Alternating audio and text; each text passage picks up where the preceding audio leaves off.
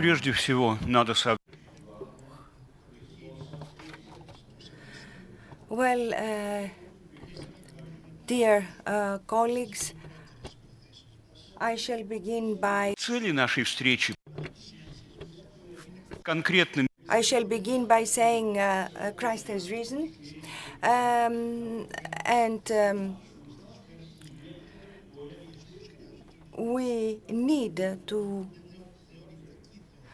need to have a theoretical approach of this virtual reality concept. That's one thing. Second, on what basis do consciences are being cultivated? The first question is of a philosophical, scientific character, whereas the second question is of a philological character. In the time that is allotted to me, I shall try and shed some light on both sides.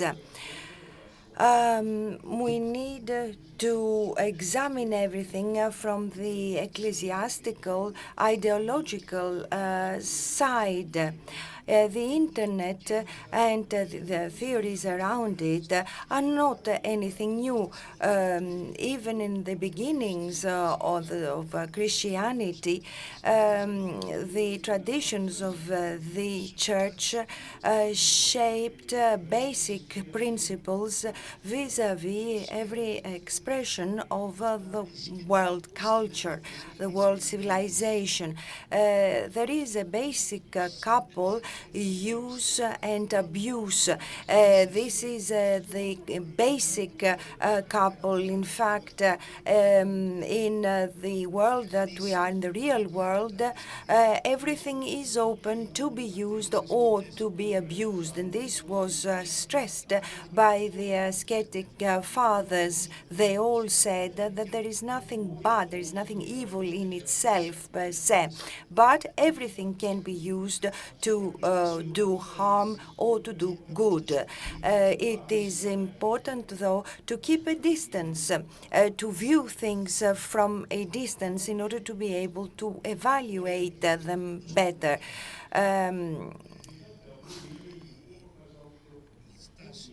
And it is Foucault showed that use was of the utmost importance as concept. It was a concept which brought forth the stance of the subject vis-à-vis the environment. I will not go into historiographical details. I shall just mention a couple of things that are necessary for our purposes here. There is, we need basic rules in order to govern the stance of Christians vis-à-vis the virtual reality.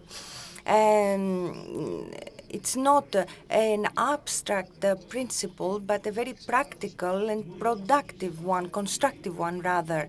In sociology, we need to give two characterizations to everything and anything. First of all, how useful can something be, and is it abused or not? So again, use and abuse. We need to be able to use these two words in order to give the theological orientation to this discussion. Напомню, что никаких, увы, Before anything, I would like to tell you that there is no strict definition of virtual or non-virtual communication. We need to understand, as I said at the outset, what virtual and non-virtual communication is. When we are talking about virtual communication, we are referring also to the principles of the theory of Galilee, 16th and 17th centuries. There we find the most stable foundations on which to construct the concept of virtuality. For every average and every phenomenon, we need to find something that is of actuality, but which refers back to the original phenomenon. To give you a simple example, the virtual photon is like the real photon. But in a real photon, its mass is equal to 0, whereas the mass of a virtual photon is an unknown quantity. The entrance to a page, the moving from one electronic page to another is a virtual movement because it is not happening in the real world. Movement in the cyberspace is a non-determined communication. It may take on different forms, and the first objective of this quest is the structure of this movement in the cyberspace. So we need to know how we structure our daily real communication. We can classify such acts or such actions if we manage to find the forms of communication that show how man is determines himself via the communication with the others.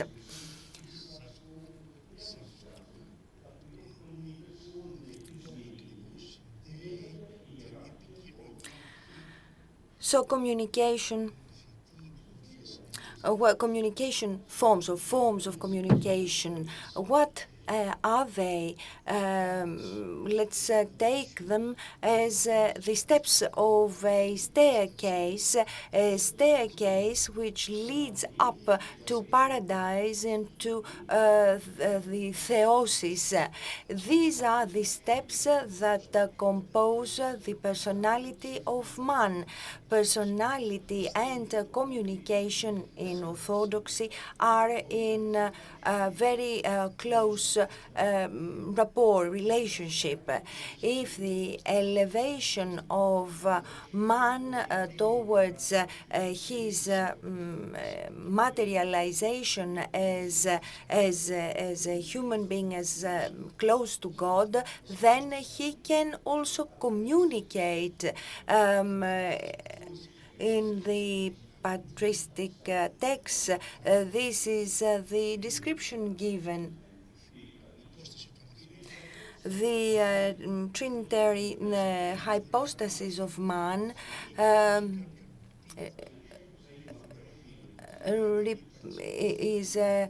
takes information from the very existence of man and determines the existence of the Holy Trinity. Therefore, many contemporary forms of communication create a staircase, the steps of which, once ascended, they will lead to perfection.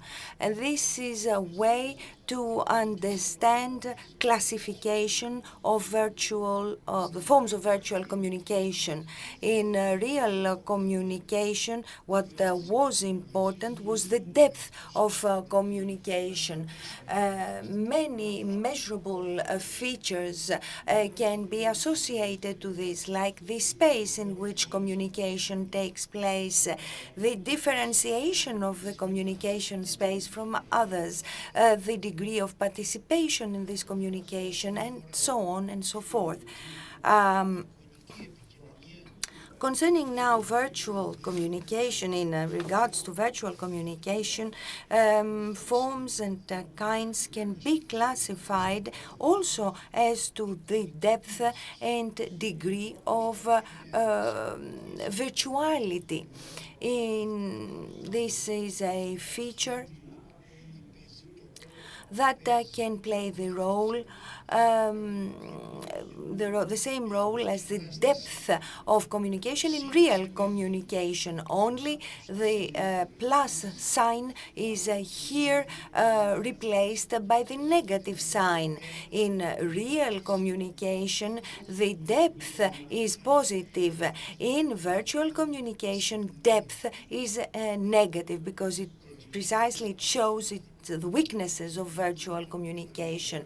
And I think that this is a principle that we need to apply in reality. First of all, therefore, we have to see the differences between virtual and real communication. We're not treating technology here, but the change of human beings during their interaction with the PCs, with computers. In real communication, tangible communication, we have a change of the anthropological hypostasis of man. If there is virtuality, change of the depth of man due to virtuality, to virtual communication, then we can also be sure that the depth of communication is being reduced. Communication, in other words, is becoming superficial. Theologians today underline the term salvation and say that the core of salvation is the overallness of the human being. Man, the personality of whom is also formed in virtual practices where virtual man cannot be whole, and this wholeness is necessary for his elevation.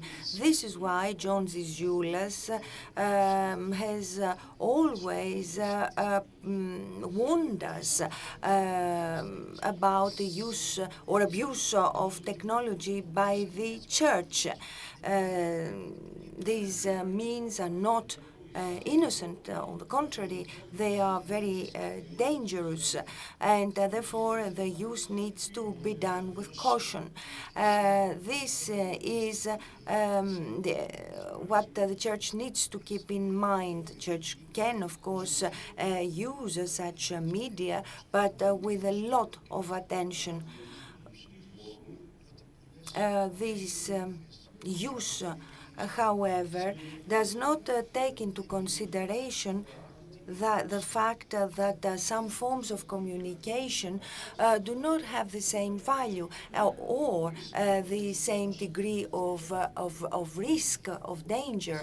And it is this comparative classification that can allow us to see the virtuality and, of course, to understand better the work by John Zizioulas. If someone reads an electronic letter, a letter which has been sent electronically, nothing changes as to its anthropological character.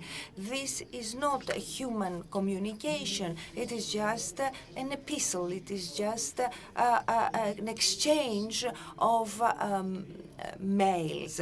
And therefore, here we do not have submersion of the human being in virtual reality by just exchanging mails, that is. The exchange of mails is not accompanied by anthropological phenomena, and we can say that such practices do not entail any degree of virtualization. However, if communication on the media is of a different kind, of a different nature, then degree of virtuality increases, and that does not go without its dangers because it takes time, it takes space away from real communication. Virtuality in the exchange of mails is not as important as that, as we have said, because the fullness of the person is not at risk. Не столь невинен. Это The following stage of virtualization, however, is not all that innocent. Anonymous communications over the internet, anonymous without name, without a person, without a face. Here, the person or even the image is pushed out of the communication space and is replaced by a conventional generic face. The name is given to a human being during his or her baptism, and this is an ontological feature of this person. We cannot deny it. The consequences are huge if we ignore the name, and it is something, the loss of a name, that affects the codes of communication and behaviors. In one other stage, we could envisage communication using nicknames. Again, nicknames are masks. The person, the user, is using this mask in order to reveal certain sides of him or of her, but not the totality, the wholeness of the person.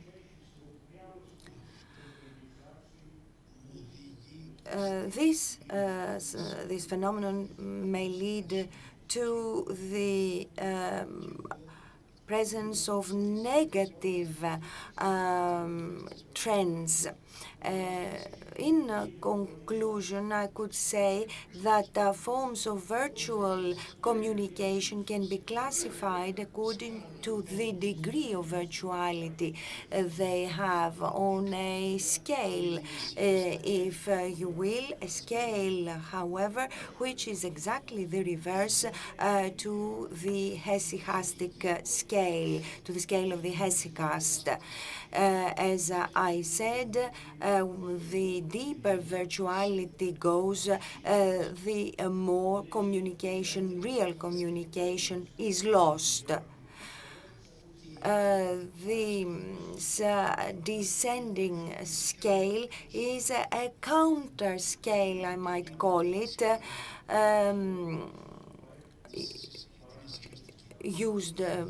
created by the hesychast, and this is where abuse sets in.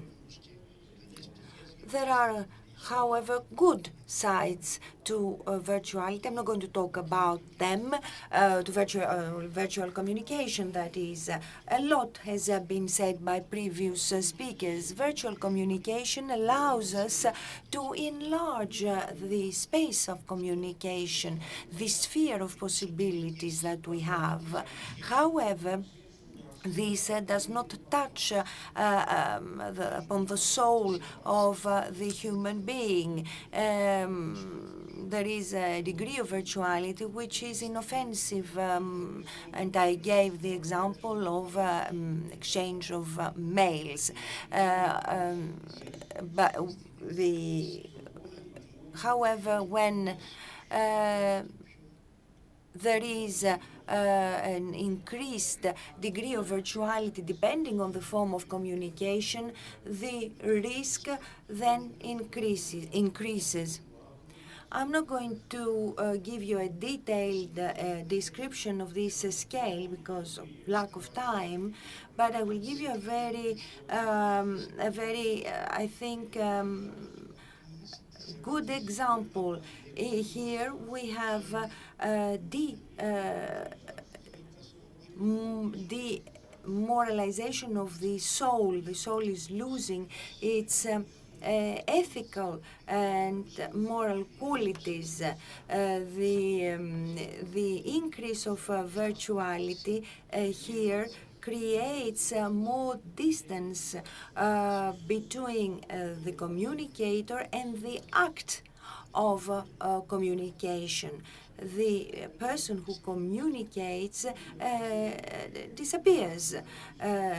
In conclusion, I should like to say that we have similar phenomena of ethical problems as described by Dostoevsky. He wrote that if I lived on the moon or on Mars, and if I did the worst that one could imagine, would I feel guilty when I came back to the earth? This was a question he raised, and that means that a bad action on the moon or on Mars should not affect. The thoughts of Dostoevsky are very pertinent even in today's reality. Общение активно проявляется. I could also say that virtual communication comes under the field of abuse and not of use. That is where we have the negative scale. But it is not without its benefits, and this is why the role of the Church is completely clear, using the celestial scale. We need to adjust virtual scale to it without rejecting virtual reality. We need to be able to adjust it to our uses. Thank you.